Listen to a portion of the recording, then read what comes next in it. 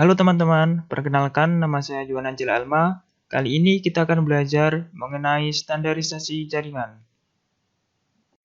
Jenis-jenis standarisasi. Yang pertama ada Open System Interconnection atau disingkat OSI. Yang kedua ada Transmission Control Protocol/Internet Protocol atau disingkat TCP/IP. Nah, kita akan belajar dua ini. Yang pertama, Open System Interconnection atau disingkat OSI. OSI adalah model yang diciptakan dari sebuah kerangka yang bersifat konseptual. Namun saat ini telah dikembangkan dan menjadi sebuah standarisasi khusus berkaitan dengan koneksi komputer. Nah, tujuan dari pembuatan OSI layer ini adalah menjadi model rujukan bagi setiap vendor atau developer, sehingga produk atau perangkat lunak yang dibuat memiliki sifat interpolate, yang berarti user dapat melakukan kerjasama dengan produk atau sistem tanpa perlu melakukan penanganan secara khusus atau spesial. Nah, ini adalah gambaran dari OSI model ya. Ada 7 layer yang membentuk OSI model ini. Ada application layer, presentation layer, kemudian session layer, transport layer, kemudian network layer, data link layer, dan physical layer. Nah, kita akan uraikan satu-satu dari 7 layer ini. Kita mulai dari lapisan ketujuh, yaitu application layer. Bisa dilihat dari gambaran ini terletak pada posisi paling atas. Nah, application layer ini adalah interface yang berfungsi sebagai penghubung antara user dan komputer. Jadi, application layer ini adalah jembatan komunikasi antara user dan komputer.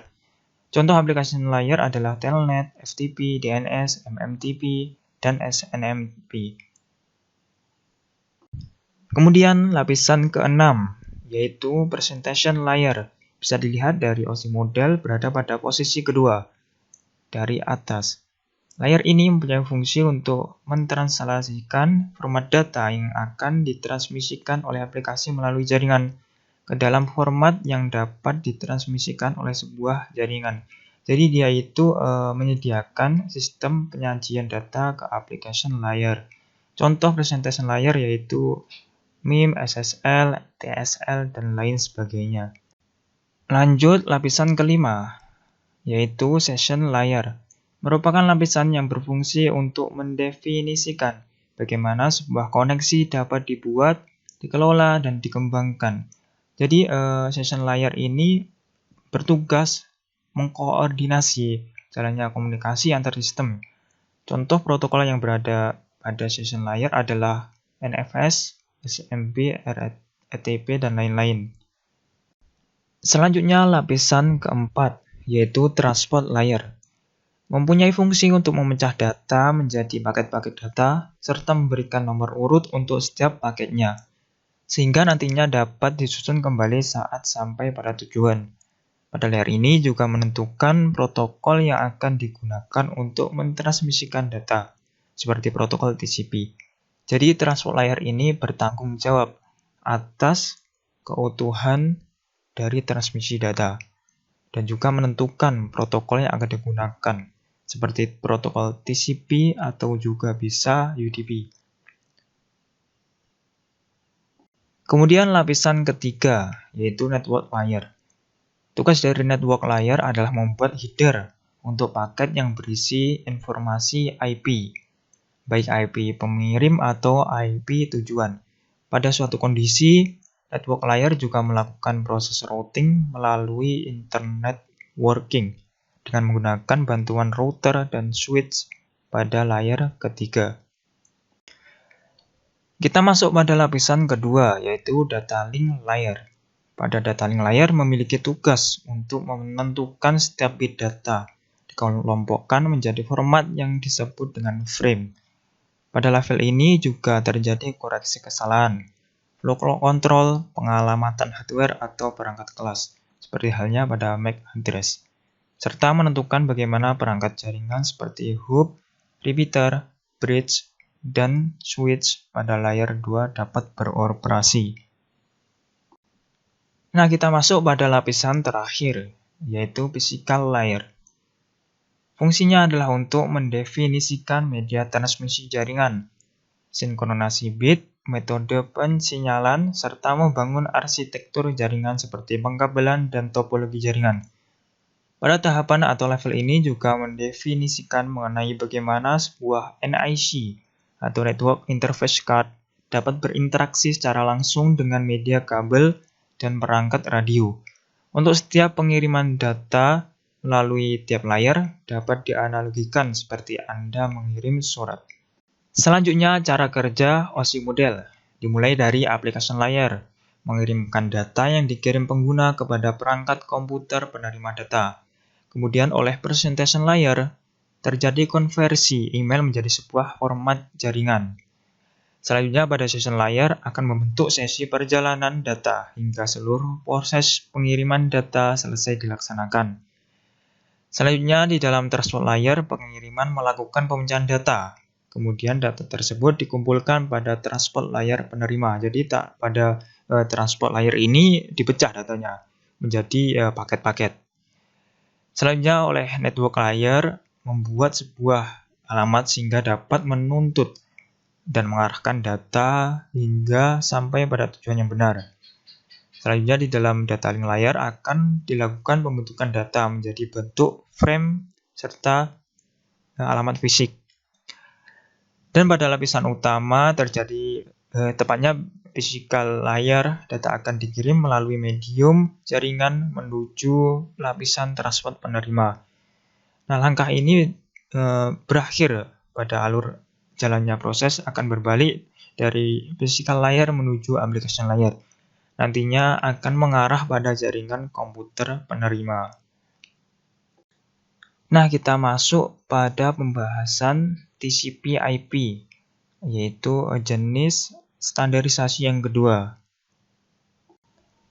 Nah, TCP/IP ini adalah suatu standar komunikasi yang dapat digunakan untuk bertukar data antar komputer oleh suatu komunitas yang tergabung melalui jaringan internet. Dari pengertian TCP/IP tadi bisa kita pahami bahwa ada lebih dari satu komputer yang tergabung dan berkomunikasi menggunakan TCP/IP. Kemudian komputer yang terkoneksi melalui protokol TCP/IP melakukan sharing data.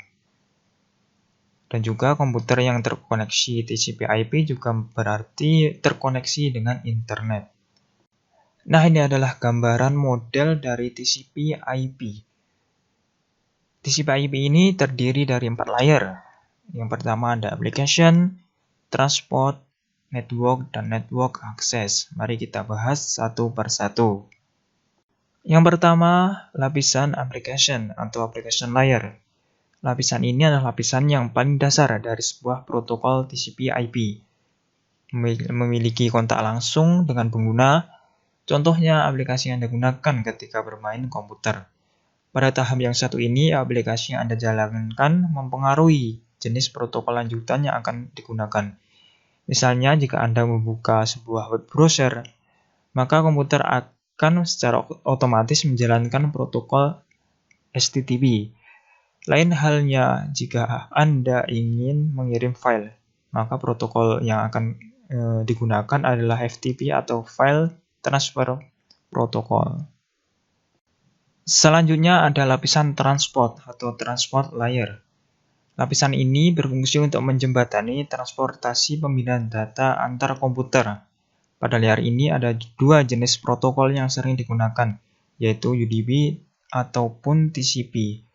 Nanti pada akhir kita akan bahas apa perbedaan dari UDP ataupun TCP dan bagaimana sih cara kerja mereka. Nanti kita bahas. Selanjutnya ada lapisan network. Pada lapisan network, protokol pada lapisan transport akan dikonversi menjadi sebuah IP address yang berguna untuk memasangkan antar komputer pada jaringan. Pada layer network terjadi pemecahan data agar bisa sesuai dengan besar media yang akan dilalui. Setelah paket terpecah menjadi bagian-bagian kecil, mereka akan mengalami proses enkapsulasi atau pembungkusan. Setelah itu, paket diberikan alamat dan dikirimkan ke komputer tujuan berdasarkan jalur paket yang akan dikirim. Nah, yang terakhir ada lapisan network access. Lapisan ini memiliki kontak langsung dengan hardware komputer. Dengan transmisi khusus, komputer memiliki kemampuan untuk mengirimkan paket data pada lapisan network melalui media kabel tembaga atau fiber optik ataupun secara nirkabel atau wireless. Nah, sekarang kita bahas bagaimana sih cara kerja TCP dan UDP. Bagaimana sih cara kerja TCP? Jadi, yang pertama, TCP ini memberikan setiap paket berupa nomor urut dan tanda pengenal yang unik. Setelah paket diterima sesuai dengan nomor urut yang benar, penerima akan mengirimkan pemberitahuan kepada pengirim. Setelah tahu bahwa paket ini diterima, maka pengirim tersebut mengirimkan kembali paket yang lain. Kemudian apabila paket hilang atau dikirim dengan urutan yang salah, penerima tidak akan mengirimkan pemberitahuan agar paket data dikirim ulang. Nah, ini adalah animasi yang menjelaskan bagaimana sih TCP bekerja. TCP ini dimulai dari pengirim ya, mengirimkan paket yang diberi nomor yang unik dan nomor urut. Setelah diterima oleh penerima mengirimkan pemberitahuan kepada pengirim bahwa ini sudah saya terima dengan baik dan benar. Kemudian pengirim mengirimkan paket kembali. Terus sampai data yang dikirim itu habis atau sudah selesai. Nah, sekarang kita bahas bagaimana cara kerja UDP. Nah, UDP ini menyelesaikan pekerjaan yang sama seperti TCP tadi tanpa membutuhkan tanda pengenal atau nomor urut. Kemudian UDP mengirimkan data dalam aliran dan hanya memeriksa jumlah untuk memastikan bahwa data diterima tanpa kerusakan.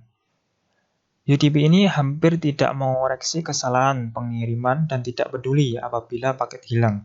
Hal ini membuat UDP rentan terhadap kesalahan. Namun, positifnya UDP mengirimkan data jauh lebih cepat ketimbang TCP. Nah, ini adalah animasi yang menjelaskan bagaimana cara kerja UDP.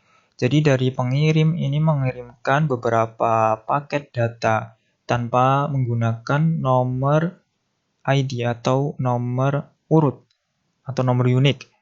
Kemudian diterima oleh penerima tanpa mengkonfirmasi bahwa paket itu diterima dengan baik dan benar. Terus seperti itu sampai datanya sudah selesai atau data sudah dikirim semua.